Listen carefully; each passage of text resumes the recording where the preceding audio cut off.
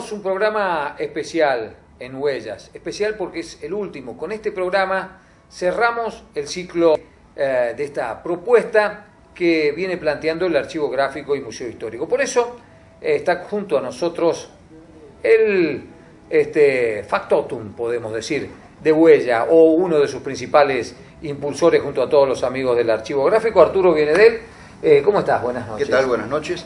Y efectivamente, como decís, Daniel, estamos terminando este ciclo 2014 de Huellas con un programa en el que vamos a repasar algunas de las visiones que tuvimos durante el año, distintos documentales, ¿no? Que antes de ir a la presentación del programa específico de hoy, Arturo, una experiencia que ya merece ser evaluada todo un año en el aire de Huellas.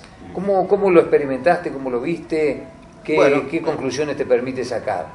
Sí, fueron 43 capítulos que se han estado viendo a lo largo del año con distintas instancias de la historia de San Francisco y de la región. En algunos de los capítulos incluso con 2 o 3 temas diferentes, así que la variedad temática fue muy amplia y nos permitió, como era el objetivo de este programa, llegar a un público que está interesado en conocer estas cosas de la historia de San Francisco y de nuestros pueblos de la zona, pero además también darle un uso muy práctico a el material que está conservado en el archivo y en el museo, a través de estas fotografías, ¿no es cierto?, que se han ido utilizando en los documentales, e incluyendo algunos documentales filmados en décadas anteriores, que bueno, fueron incorporando en estos testimonios que dieron a la postre un programa que, tengo entendido, ha sido muy bien aceptado por el público. Yo creo que tiene un potencial enorme, Huellas. Va a ser un programa que se va a ver a lo largo de muchísimo tiempo, pero que también ha logrado objetivos este año. No ha sido poca la gente que se ha visto sorprendida del material que tiene el Archivo Gráfico y que de esta manera pudimos, digamos, popularizarlo o hacerlo conocer a un número mayor de personas. Y seguramente con el tiempo, esta es una opinión personal, este material va a ir cobrando cada vez más valor. Y seguramente en algún momento, cuando estemos un poco más preparados en el sistema educativo, tal vez también tendrá un uso muy importante desde el punto de vista educativo, como lo tiene hoy el Archivo Gráfico con las visitas de los alumnos. Claro, aparte de esto, ¿no es cierto? O sea, no solamente es lo del programa Huellas, sino también toda la actividad que hubo a lo largo del año en el archivo, donde los registros que tenemos a estos días, ya terminando el año, hemos superado 4.500 visitantes, ¿no es cierto?, incluyendo entre estudiantes y personas que van en los fines de semana a visitarlo. Es un número muy interesante, ligeramente en crecimiento con años anteriores, pero nos da la pauta de la gran utilización que los docentes principalmente están haciendo con sus alumnos del material que les puede proveer el archivo para el estudio de algunas de sus materias. Y eso es maravilloso. Pero vayamos al material que vamos a presentar hoy. Vamos a volver a poner en el aire uno de los programas que nosotros evaluamos y también hemos tenido una fuerte repercusión como uno de los más importantes. Vamos a hablar de Amadeo Belén Cabrera. Claro. En esta primera parte del programa de hoy vamos a recordar a Amadeo Belén Cabrera, este periodista que sobre principios del siglo XX ya estuvo radicado en San Francisco y tuvo vigencia con su periódico El Progreso hasta mitad del siglo XX, porque él fallece en el año 1951. Este fue un programa que se emitió acá en el mes de marzo, cuando comenzábamos el ciclo, y se reiteró luego en el mes de junio.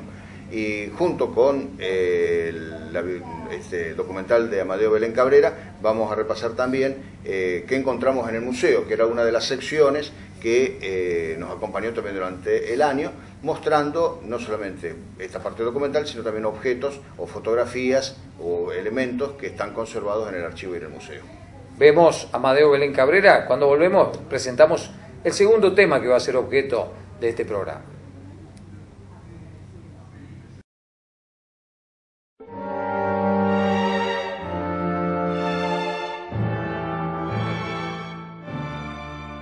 Estamos en el ingreso al cementerio local, a la parte más antigua del cementerio local. En un nicho muy cercano, aquí al ingreso, se encuentran los restos de un periodista muy destacado de la ciudad con una historia muy pero muy particular, que es la que vamos a conocer a continuación.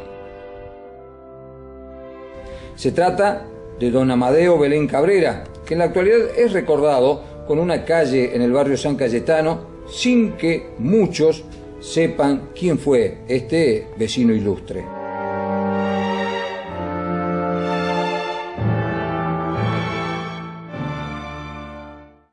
Belén Cabrera, tal su doble apellido, nació en Villa de María de Río Seco en 1887 y llegó a San Francisco siendo un adolescente. Pronto empezó a escribir en el periódico La Semana de Damián Martínez de Mendivil. Tiempo después, independizado, tuvo su propio diario que llamó El Progreso, que dictó hasta su muerte en el año 1951. En este lugar, pero en otro edificio, en la calle Libertad al 1200, estuvieron la redacción y talleres de impresión del Progreso. De este diario se conservan en el archivo gráfico muy pocos ejemplares donados por vecinos que por distintas razones los habían guardado a lo largo del tiempo. Ocurre que Belén Cabrera empeñó todo su dinero e hipotecó el bienestar de su familia para sostener este periódico a lo largo de casi 4 décadas. Al morir en 1951, sus familiares decidieron eliminar los vestigios del diario que había sido la causa de sus angustias y quemaron los ejemplares a su alcance. El hecho, lamentable por cierto, privó a la posteridad de contar con esa documentación, sin dudas, valiente y valiosa.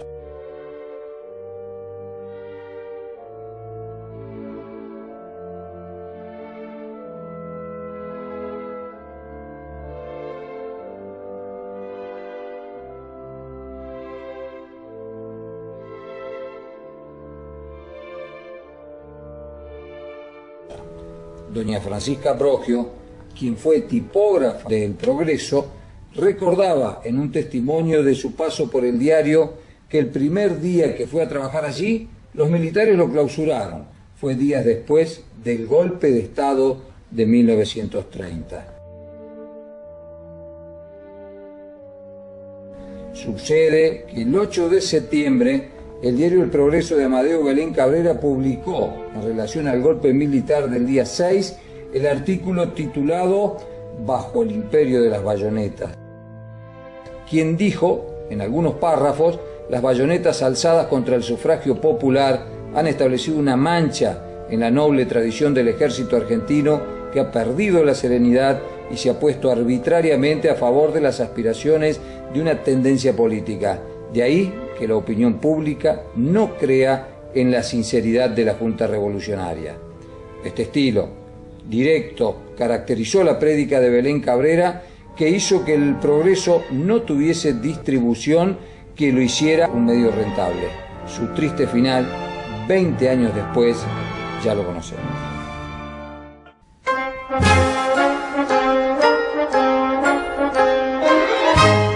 En los comienzos de los años 80, Juan Domingo Martillo Roldán estuvo en la cumbre de su carrera como boxeador.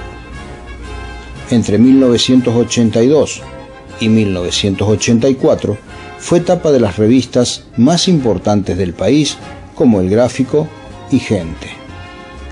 En 1982 se consagró al derrotar a Jacinto Fernández en el Luna Park y El Gráfico lo destacó en la tapa. Ese mismo año lo incluyó en la portada Los Campeones 82, en el cierre de un año de muchas angustias para los argentinos. En 1984, otra vez fue tapa del Gráfico, pero esta vez por la derrota ante Marvin Hagler en la pelea por el título mundial. Por la misma pelea, la revista Gente hizo una nota especial en su edición del 5 de abril de 1984. Volviendo a la portada de Los Campeones 1982, en la foto se encuentra también la nadadora olímpica sanfrancisqueña Alicia Boscato, que ese año fue campeona de la Copa Latina y Argentina y 2 veces medalla de oro en los Juegos Cruz del Sur. Fue una época de hechos trascendentes del deporte local, reflejados por la prensa nacional y conservados ahora en el Archivo Gráfico y Museo Histórico. Maravilloso el repaso de la vida de este periodista tan significativo en la historia de San Francisco. Para el segundo bloque, otro hombre importante, en este caso del deporte de San Francisco, Arturo. Exactamente, vamos a recordar ahora a Ernesto Vidal, el patrullero Vidal, el pibe Vidal, que fue este jugador de origen italiano, que se radica en la Argentina, juega para la selección uruguaya y termina su carrera como futbolista en Italia, vuelve a San Francisco y termina siendo también director técnico de Sportivo Belgrano, entre otras actividades, y en el recuerdo que ha dejado en muchísima gente por su hombría de bien, por su actividad deportiva, por los títulos que consiguió, ¿no? Y sin duda, yo personalmente, Arturo, me enteré de la magnitud de jugador de fútbol que fue el patrullero Vidal con este material. Sin dudas, el jugador que más trascendencia ha tenido en la ciudad de San Francisco, el patrullero Vidal. Sí. Jugó al Mundial de 1950. Exactamente. Y para Uruguay y fueron campeones. Lo vemos, el patrullero Vidal, una vida apasionante.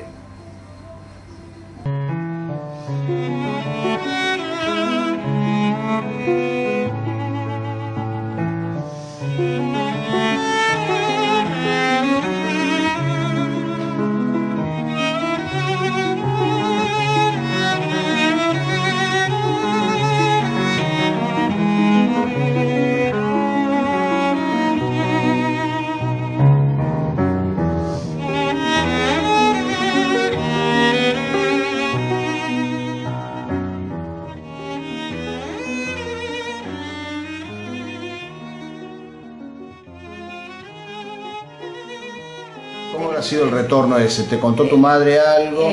Bueno, y ellos llegaron a Buenos Aires y lo fueron a esperar su hermano Guido y su hermana Susana, que actualmente tiene 88 años, lo fueron a recibir. Así que con su familia regresó a la Argentina, primero a Rosario, donde en 1958 nació su hija, y luego a San Francisco, y se mantuvo siempre vinculado al fútbol.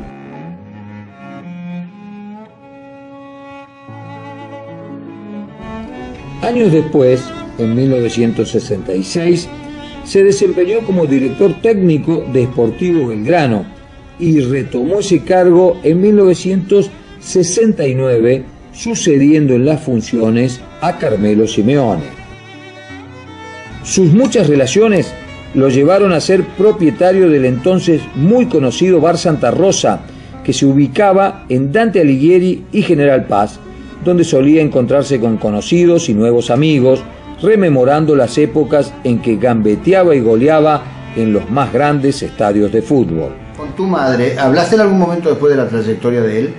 Él estaba en su negocio, que era el Bar Santa Rosa, que muchos acá lo conocen, con todos sus recuerdos. Tenía un cuadrito al lado del otro, una foto al lado del otro, y cada uno que le preguntaba, él le contaba una anécdota, porque era su vida. Fue lo máximo, que el pibe soñó, porque en realidad todos soñamos ser, a lo mejor, ser grandes en algo, y él lo logró. Bueno, y entre las fotos, los recuerdos familiares que tenés, hay una fotografía de tus 15 años, donde están bailando precisamente en el Bar Santa Rosa. Exactamente, sí, gracias a Dios lo tuve para mis 15, porque uno en la vida tiene acontecimientos primordiales, como el casamiento, el nacimiento de un hijo, y bueno, lo tuve para los 15, nada más.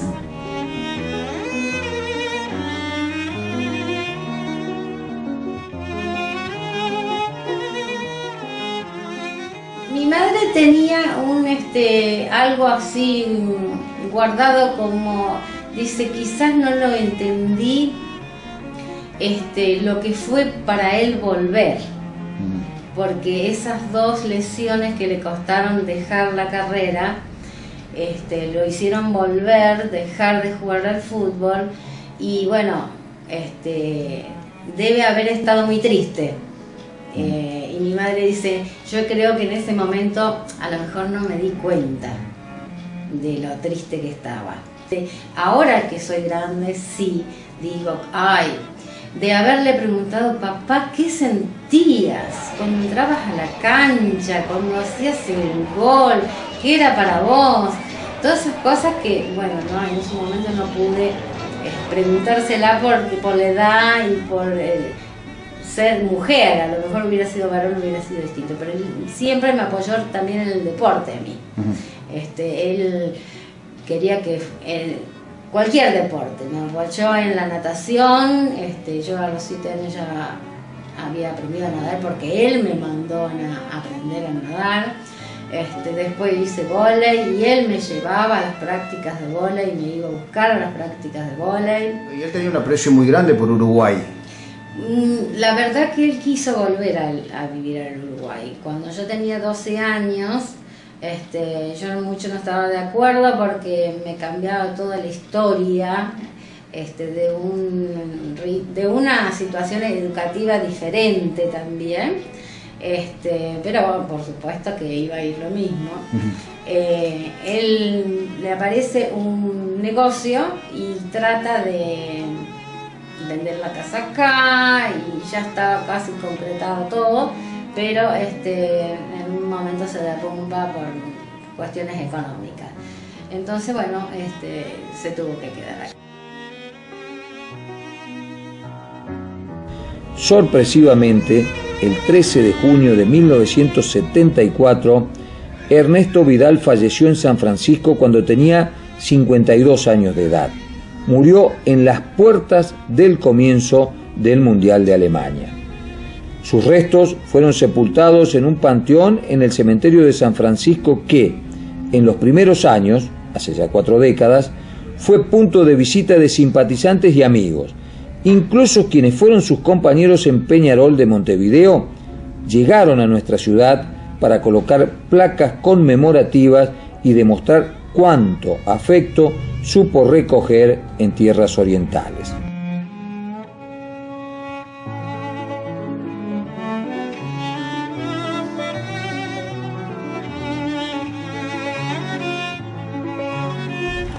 Fallecidos ya quienes fueron sus compañeros de época, sus simpatizantes, sus rivales, sus amigos, el nombre de Ernesto Vidal se fue haciendo extraño a las nuevas generaciones, pero sus méritos deportivos, su entrega al deporte que lo apasionó y su calidad humana habrán de perdurar por siempre.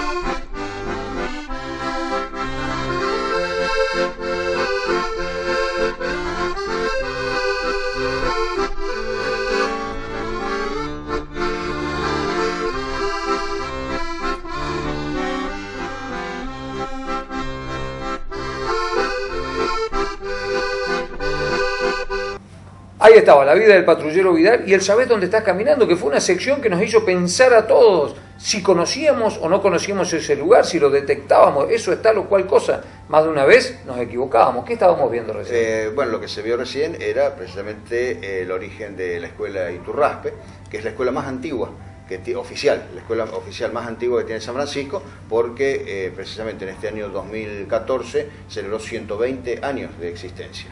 Y sí, efectivamente, como vos comentabas, Dónde estás caminando es una de las secciones que despertó interés en mucha de la gente, pese a que es un espacio muy breve, pero siempre interesante porque permitía conocer qué hubo anteriormente en sitios que hoy vemos cambiados, por supuesto. Y lo vemos con una cierta habitualidad. Y para el tercer bloque, un programa o un informe que también provocó muchos comentarios, porque es mucho más reciente, tiene que ver con el gremialismo de San Francisco, y algunos de sus protagonistas, bueno, están presentes y otros nos han abandonado hace poco tiempo. ¿De qué se trata este programa? Bien, este es un programa que se emitió en el mes de noviembre y es referido a la huelga que en el mes de septiembre de 1996, durante 2 días, se hace a nivel nacional, reclamando contra las políticas económicas del gobierno de Carlos Menem. Claro. Lo que nos estamos mostrando nosotros en este documental es cómo fue el acto en San Francisco. Lo que vamos a ver en este momento es una parte de todo aquel documental que ocupó media hora en aquel momento, pero vamos a ver el momento de los discursos. Hay algunos discursos que son claro, interesantes por lo que se dice, pero también por quienes lo dicen. Claro, uno de ellos es el secretario general de la CGT de entonces, Javier Guevara, y también por Jesús Víctor Almada, que era el secretario general de la UOM. Hoy, lamentablemente, los dos fallecidos, pero queda el testimonio de ellos, ¿no es cierto?, la palabra de ellos en este documental que vamos a ver en este momento.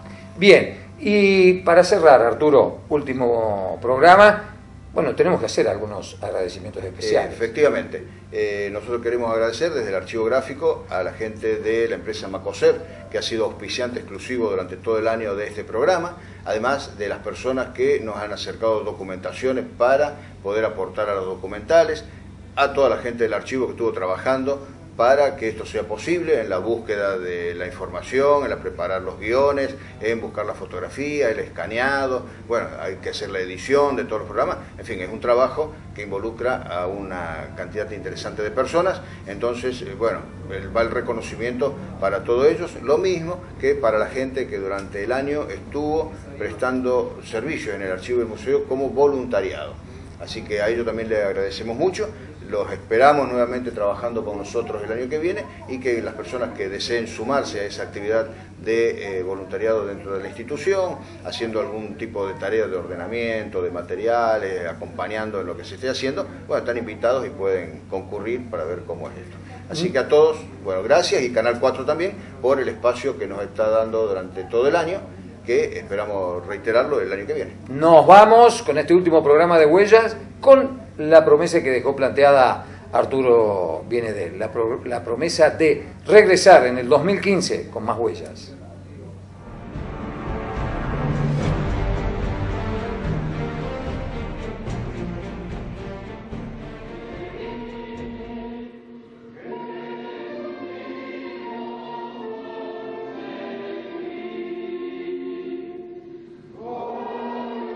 Luego de haberse cantado el himno nacional, los trabajadores que adhirieron al paro de 36 horas del 26 y 27 de septiembre de 1996 se dispusieron a escuchar los discursos de los 2 oradores de esa jornada. El primero en dirigirse a los presentes fue el secretario general de los metalúrgicos, Víctor Jesús Almada.